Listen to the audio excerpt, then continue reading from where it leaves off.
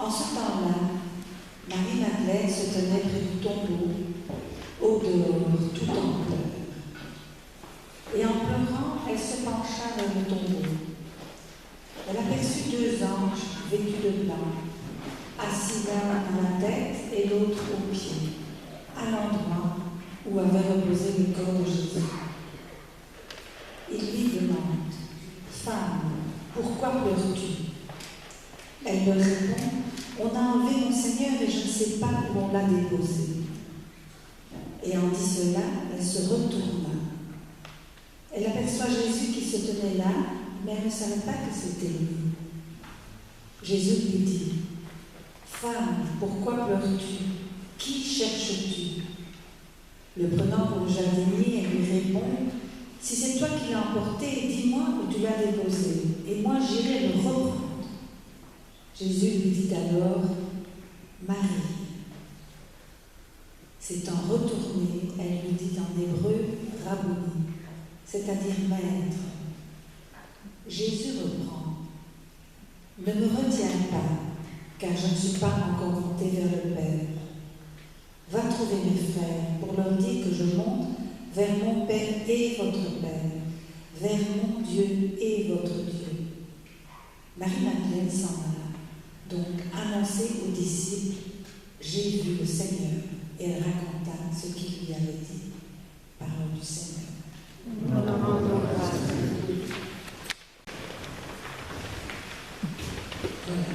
Je suis heureuse de me retrouver devant mon public de la Sarthe. Je suis déjà venue quelques fois. J'espère qu'on m'entend bien jusqu'au fond parce que ma voix est un peu cassée aujourd'hui, mais voilà. Donc je suis heureuse d'être là.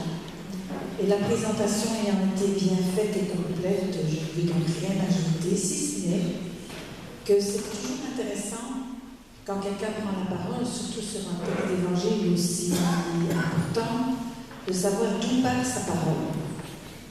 Est-ce que je vais parler en tant que femme, en tant qu'assistante sociale, en tant que déléguée épiscopale? Eh bien, je vais vous dire que je vais parler un peu de tout à la fois. Voilà. Parce que ma parole, elle est liée à ce que je suis, à ce que je vis. Et donc, c'est un peu un kaléidoscope peut-être de ce qu'est ma vie. Ma parole partira de ça. Alors, je vais commencer par une introduction qui sera peut-être un peu longue, parce que je pense que c'est important de planter le décor autour de l'espérance. Et puis, je reviendrai au texte, et puis j'aurai un moment de conclusion. Planter le décor me permet de faire le lien avec notre époque, la situation actuelle. Et il y a quelques jours, après Pâques, on m'avait demandé d'écrire un résurrexit. J'espère que vous connaissez un peu ce que c'est sur Internet. Et c'était sur ce même texte. Or, c'était le hasard de la programmation ou la providence, qui sait. J'avais déjà beaucoup travaillé ce texte, mais à la lueur de notre actualité, il a pris une autre dimension, un éclairage différent. Parce que je me suis posé cette question qui nous rejoint tous. Qu'est-ce qui a bien pu faire se lever Marie-Madeleine au matin de Pâques? Franchement, elle force le respect. Et cela mérite de retracer un peu son parcours. Jésus, son grand amour, celui qui avait donné sens à sa vie. Alors souvenez-vous, Marie-Madeleine, c'est pas sûr qu'elle fut bien accueillie dans le groupe des apôtres. D'abord parce qu'il y avait beaucoup d'hommes et que la place des femmes était quand même pas si évidente. Et puis elle a posé des gestes forts en public, voire des gestes un peu déplacés, essuyer les pieds de Jésus avec ses cheveux, c'est quand même pas quelque chose de très banal. Donc son amour, son grand amour, celui qui lui a permis de changer de vie, celui avec qui la rencontre a changé sa vie, a suscité une nouvelle vie, on pourrait dire à ressusciter une vie pleine, vivante, pleine d'avenir. Ben celui-là, il est mort. Et de quelle façon? Elle a dû prendre la violence de plein fouet, en pleine figure. Alors bien sûr, il y a la peine immense, la perte physique, et définitive, croit-elle, de son amour, mais aussi l'incompréhension. Alors on est sous l'occupation romaine, pas loin d'un temps de guerre. Les compromissions, les trahisons sont possibles. Jésus a d'ailleurs été trahi par un tout proche. Il va être malmené jusqu'à la mort. Et quelle mise à mort, quelle mise en scène de la violence pour que tous les habitants du lieu la voient. Alors à l'époque, il n'y avait pas de Facebook, de TikTok, de réseaux sociaux, mais la violence des condamnations était publique pour marquer les esprits. Un peu comme certains actes de guerre, notamment en Ukraine, veulent marquer la puissance des protagonistes. Vous voyez tout de suite qu'on n'est pas très loin de notre actualité. Alors la violence, elle était aussi dans la foule qui doit prendre parti. En fait, personne n'y échappe. À notre époque, non, pareil, on n'échappe pas à la violence. La foule doit choisir entre Jésus ou Barabbas, et quand on crie Barabbas, on sait qu'on va tuer l'autre, en tout cas qu'on le laisse être tué. Alors peut-être ça m'a fait penser à un film que j'ai vu qui m'a marqué il y a des années, peut-être que vous le connaissez. Ce film s'appelle Le choix de Sophie. C'est un film qui relate un récit de la guerre 40-44, où une mère juive a la possibilité sur le quai de la gare, devant le train qui l'emmènerait en déportation, elle a la possibilité de sauver sa vie et celle d'un de ses enfants, mais pas les deux. Et donc elle doit faire le choix entre son fils ou sa fille. Alors cette violence m'a fait penser à ce récit-là, à cette foule qui doit choisir entre Jésus et Barabbas. Et en même temps, ce film a peut-être son sens aussi, puisque nous sommes le 8 mai, date où nous commémorons la fin de la guerre 40-44. Alors c'est peut-être le hasard de nouveau de la programmation, ou la providence, qui sait, puisque ça nous amène quand même aujourd'hui à essayer de parler de l'espérance. Alors la foule, donc, elle a participé, puis elle a suivi le spectacle, captivée comme nous le sommes aussi devant certains reportages horribles, mais qui nous captivent dans le sens capturés, parce qu'on ne sait pas les imaginer. Et je pense que nous avons tous été capturés par les premières images de la pandémie en Italie, stupéfaits de ce qu'on voyait. Et il y a quelques jours, j'ai vu un reportage en Chine où les policiers fracturaient la porte d'un appartement parce que la personne dans l'appartement était positive au Covid. Nous avons été capturés par ces images-là, mais aussi par les images des premiers bombardements en Ukraine. Alors même si nous choisissons nos programmes, nous sommes partagés entre la nécessité de savoir pour comprendre, analyser, prendre du recul pour maîtriser un peu notre avenir et prévoir. Et on est partagé entre cette envie de comprendre et en même temps l'envie de ne pas se laisser polluer par les images, l'envie d'oublier. On peut hésiter à se mettre la tête dans le sable et à faire comme si de rien n'était pour nous en ignorant les voisins souffrants. Ou bien on cherche à se documenter réellement. Et dans ce cas, l'information distille un goutte à goutte de peur, d'incompréhension, de crainte pour l'avenir.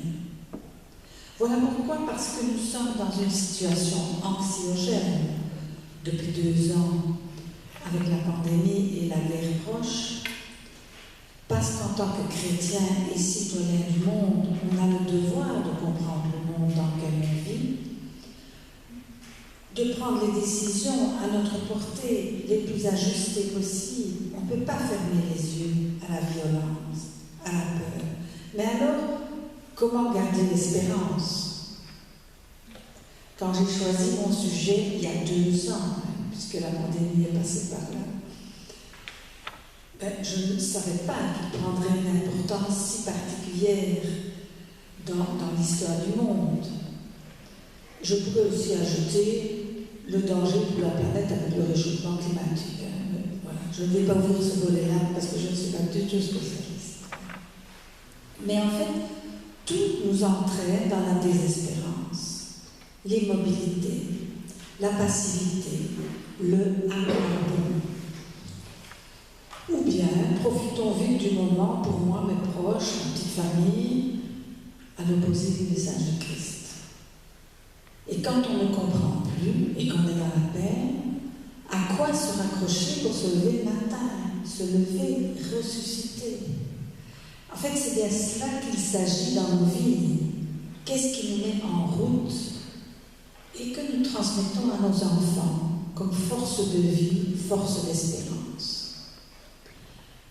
Alors, je me suis beaucoup interrogée sur qu'est-ce que l'espérance? Eh bien, je vous avoue que non seulement le contexte, je ne l'avais pas imaginé, mais la notion d'espérance, elle est difficilement saisissable. Elle est volatile. Et je me suis trouvée très hardie d'avoir fait ce choix-là. Bien sûr, vous savez, comme tout bon chrétien, que nous sommes tous, que l'espérance est une des 3 vertus théologales fondamentales de notre adhésion chrétienne, avec la foi, la charité. Et vous avez sûrement déjà entendu parler du texte de Charles Péguy tiré du Porche de la 2e vertu, où il parle de la petite espérance entre ces 2 grandes sœurs. La petite oubliée, mais celle qui reste vaillante, la dernière, quand les 2 autres se sont évanouies. C'est dire l'importance de l'espérance. Donc l'espérance, elle est volatile, pour moi, j'engage comme moi. L'espérance est indéfinissable. Essayez de donner une définition, votre définition. Et vous verrez que ce n'est pas facile entre espoir, confiance. On ne sait pas bien définir et pourtant on sent les choses, comme si l'espérance était un peu dans notre domaine que la foi et la charité. Parce que la foi, on peut discourir sur la foi. Il y a des tas de gens, beaucoup de théologiens qui discourent sur la foi. Voilà. On peut entrer dans des concepts intellectuels. J'ai la foi, je crois en ceci, je crois en Dieu pour ceci, pour ça. On est dans l'intellect. Et la charité, on voit très bien ce que c'est, puisque c'est à travers les actes. Mais l'espérance volatile serait du domaine de l'impalpable. Si elle est du domaine de l'impalpable, elle aurait un lien fondamental avec l'Esprit Saint, qui souffle où il veut et quand il veut. Alors on va garder cette idée du lien avec l'Esprit Saint, et je reprendrai à la fin la conclusion. Alors si l'espérance est indéfinissable, mon exposé risque de l'être un peu aussi. Donc je m'en excuse. Il va plutôt être un peu multifacette. Voilà, puisque c'est difficile d'aborder un sujet volatile dans un cadre strict, et pourtant un cadre, c'est par nature délimitant. Alors pour remettre quand même un peu de cadre, on va partir du texte que j'ai choisi. Que nous apprend l'évangile de Marie-Madeleine qui court au tombeau vide?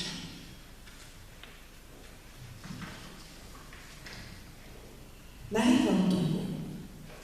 Elle veut voir une dernière fois le corps de son amour, l'embrasser, le serrer, même encore sans vie. Tout qui a aimé peut comprendre ce désir. Oui, elle l'aime vraiment. Et on voit cela dans sa réponse. Mais où a-t-on mis le corps? Alors tous ceux qui ont fait le deuil de quelqu'un dans les cas de disparition, sans le corps, savent que c'est une souffrance supplémentaire. Quand on n'a pas le corps, comment faire le deuil? Mais en faisant cela, Marie, en allant au tombeau, c'est le passé qu'elle embrasse. Elle est tournée vers le passé pour pouvoir continuer à vivre. Elle va devoir se retourner, entrer dans une autre logique, dans une logique de vie, dès à présent, et pas dans une logique de mort. Qu'est-ce qui fait qu'elle se lève le matin? Bien sûr, on vient de le dire, c'est son amour. Je crois que c'est parce que Marie est sûre d'avoir été aimée, qu'elle ramasse son énergie et qu'elle cherche le corps qui l'a aimée. C'est là qu'intervient la sollicitude. La sollicitude, c'est cette attention, cette bienveillance, cet amour gratuit qui remplit le cœur de celui qui donne et de celui qui reçoit. Marie se sait aimée. J'ai été aimée. Cette petite phrase, c'est une petite phrase de l'honneur que l'on pourrait dire petite pierre de fondation de l'espérance. Cette expérience d'amour, expérience fondatrice, alors on peut se poser la question légitime, est-ce que tout le monde la vit? Dans ma vie professionnelle, je me suis occupée d'enfants placés en famille d'accueil, malmenés par la vie, et le plus souvent, les parents aussi avaient été malmenés par la vie. Alors j'ai connu des personnes qui me disaient « j'ai pas été aimée dans mon enfance ». Et pourtant, je sais que moi, sans amour, c'est impossible de grandir. Peut-être avez-vous des sentiments partagés. On peut avoir été mal aimé par ses parents, mais pour vivre et grandir, des gouttes d'amour venant de différentes sources ont dû être reçues par un instituteur, une voisine, une grand-mère, une parente, une amie. On ne peut pas grandir sans goutte d'amour. Alors moi, je vais vous faire une petite expérience. Je suis un peu hardie, on est dans une église, mais quand même. Je vais vous demander, pendant 30 secondes, de fermer les yeux et de chercher dans vos souvenirs une expérience, un acte, une parole, où vous avez touché du doigt cette sollicitude pour vous, cette sollicitude de quelqu'un pour vous. Et vous allez vous reconnecter à un souvenir. On fait l'expérience? Vous êtes d'accord? Voilà. Donc, 30 minutes de silence. 30 secondes.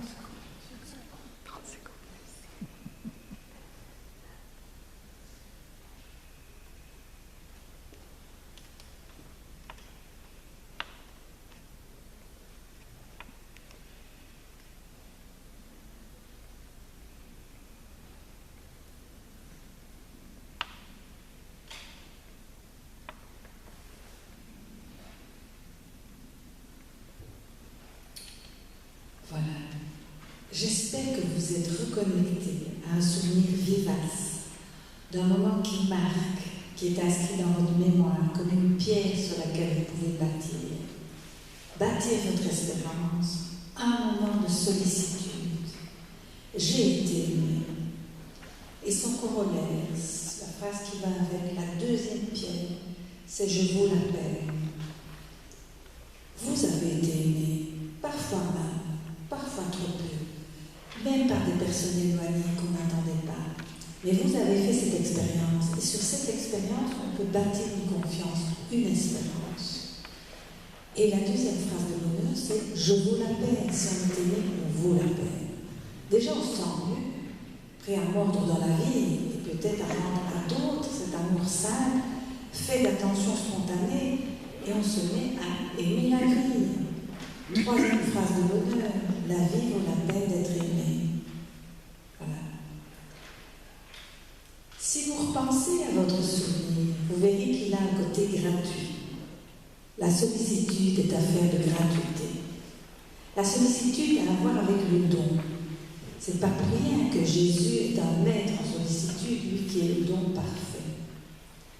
Mais la sollicitude a aussi à voir avec notre responsabilité, puisqu'un don, on peut le recevoir et le donner aussi. Revenons au texte. On a déjà vu beaucoup de choses sur la sollicitude et l'espérance. Mais on va continuer. L'espérance est discrète et la sollicitude aussi. C'est une des choses que nous apprend le texte. Marie, tout à son chagrin, rencontre 2 anges, bien identifiés. Vêtements blancs, un à la tête, installé à la tête, et l'autre aux pieds, de l'endroit où devrait reposer le corps. Et bien identifié, vous savez que dans l'écriture, il n'y a jamais de détails fortuits pour le hasard. Donc, ça veut dire quelque chose. 2 anges pour mettre Marie sur le chemin de la traversée de l'épreuve, de la douleur, et retrouver la joie. Alors vous allez me dire, les anges, c'est bien beau, hein?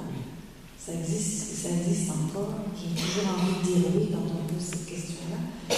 Et pour asseoir ce que je dis, j'ai évidemment été voir la traduction du mot ange dans la Bible de Chouraki, parce que je ne connais pas l'hébreu, c'est une des grandes tristesses de ma vie. Voilà, je n'ai jamais l'occasion d'apprendre l'hébreu, mais c'est comme ça. Donc j'ai été voir dans la traduction de Chouraki. Et là, il parle de messagers. Ah, ça me convient beaucoup mieux, cette traduction-là, parce que des messagers, des personnes qui m'ont adressé une parole étonnante, une parole qui m'a mis en route, qui m'a fait me retourner comme Marie-Madeleine. J'en ai connu, j'en ai rencontré, j'en ai reçu des paroles comme ça. Donc les messagers, ils existent, les anges, je n'en sais rien, mais les messagers, oui.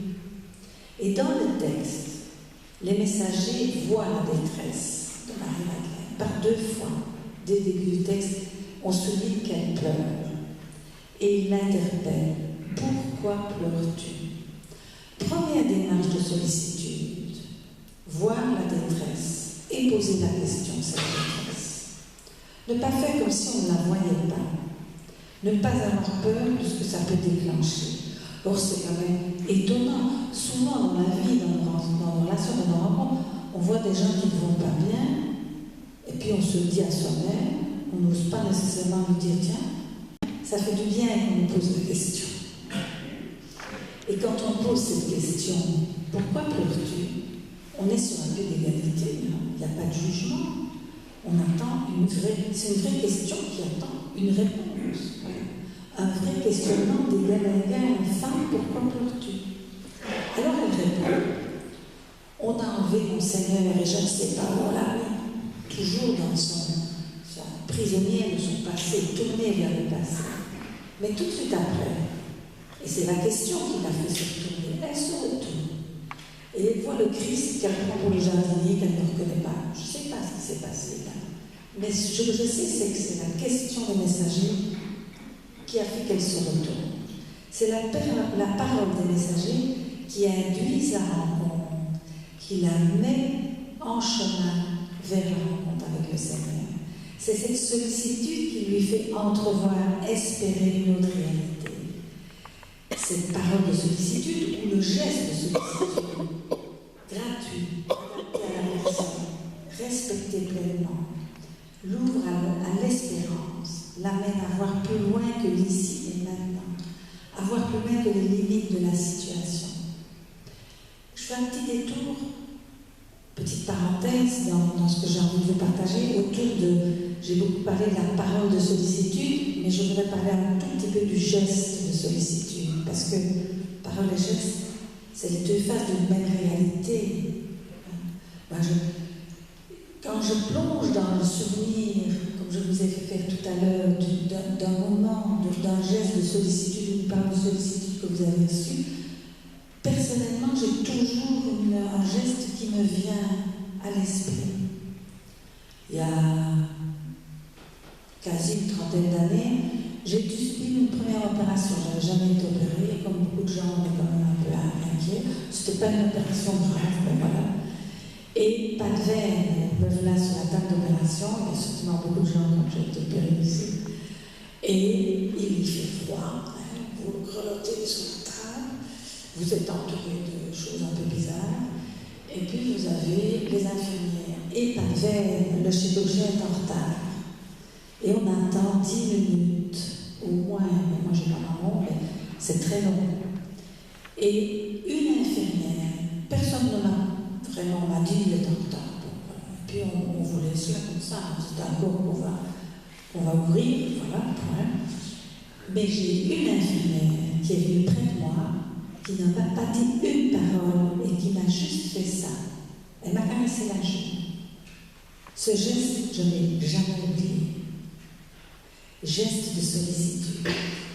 Et des années après, dans mon travail social, je m'occupais un jour d'un petit garçon, enfin, pas moi personnellement, l'assistante sociale s'occupait d'un petit garçon sourd-muet qui devait rencontrer sa maman. Et cette maman fait faux bon, elle ne vient pas. ce petit garçon sourd-muet entre dans une colère qu'il ne sait pas exprimer puisqu'il est sourd-muet. Donc, il explose dans tous les sens sans son. Les gens autour qui connaissaient le langage des signes, moi pas, sont désemparés. Ils se roulent par terre, de colère, de rage. Et je ne sais pas comment, mais c'est intéressant, puisque c'est les gouttes d'espérance. Vous allez voir les gestes de sollicitude qui amènent des choses.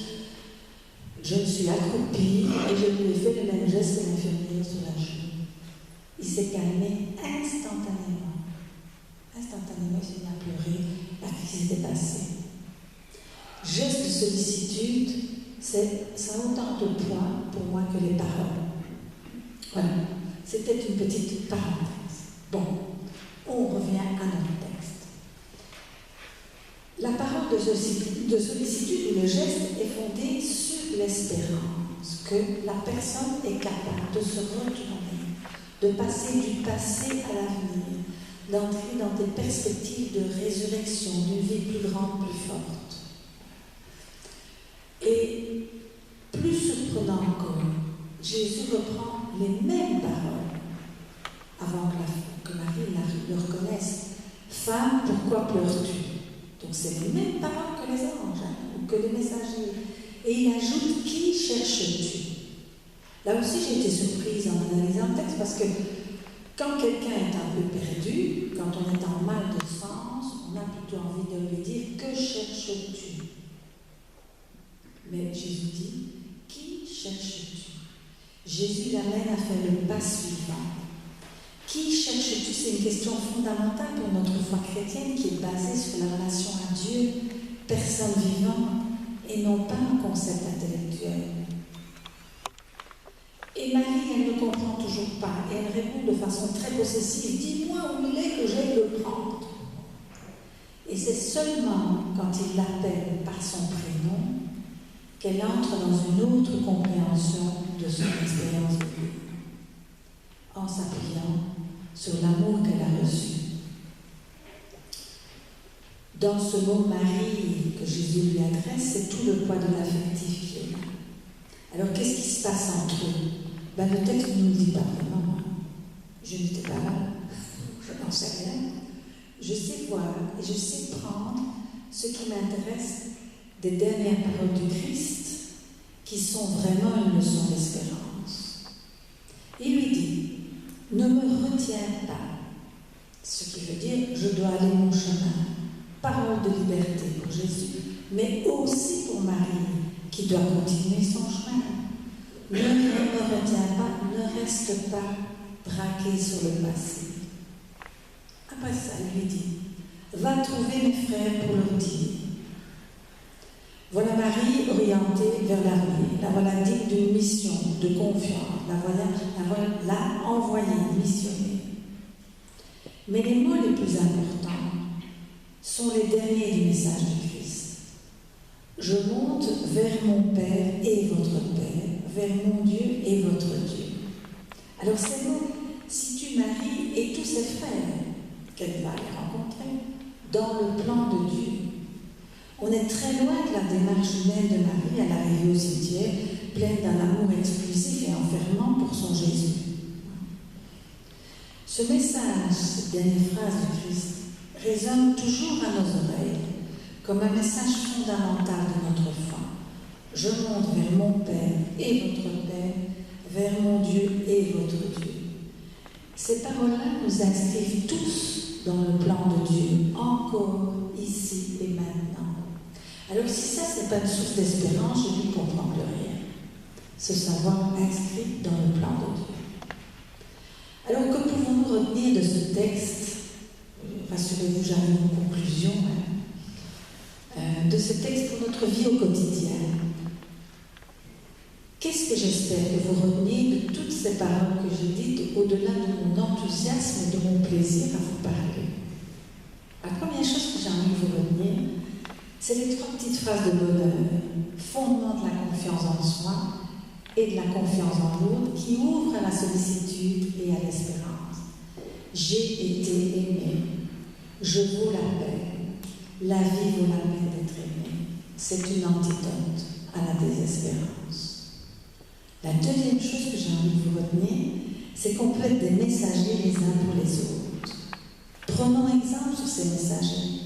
On peut être des messagers les uns pour les autres, des messagers de la sollicitude, oser regarder l'autre, voir sa détresse, son désamour, oser lui adresser un regard, un geste, une parole.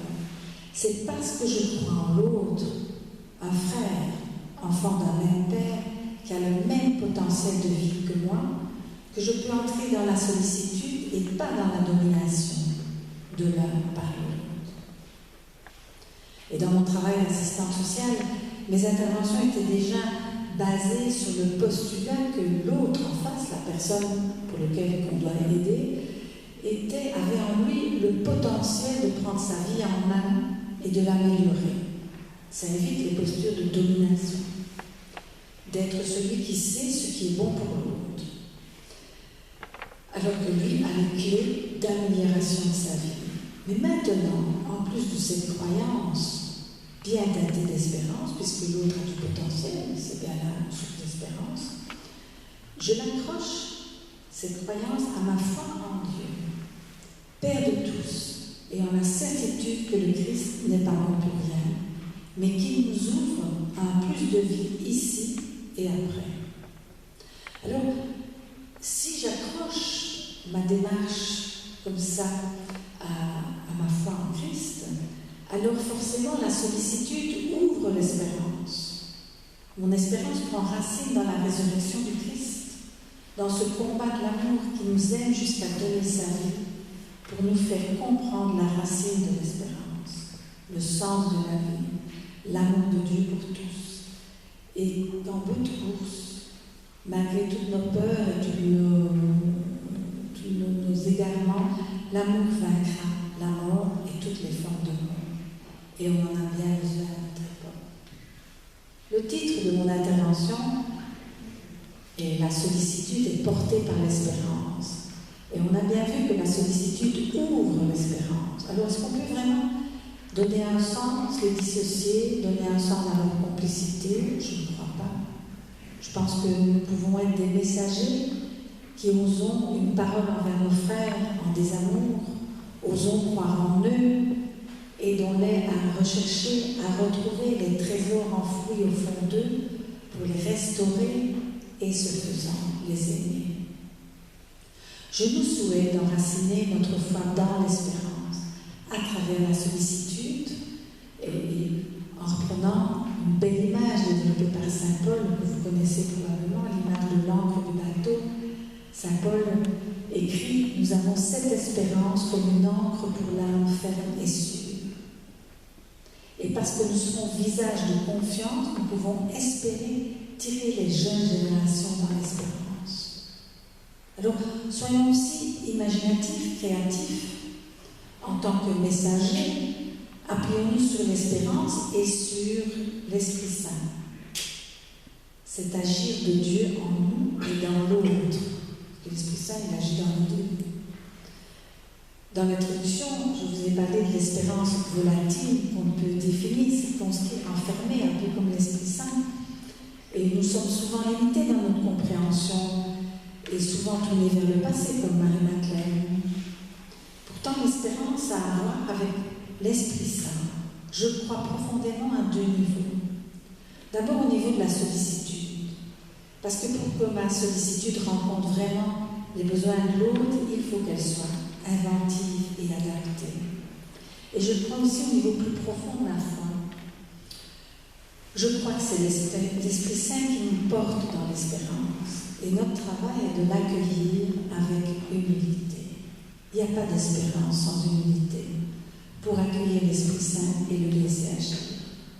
Alors ne nous privons pas d'essayer de nous ouvrir à son action.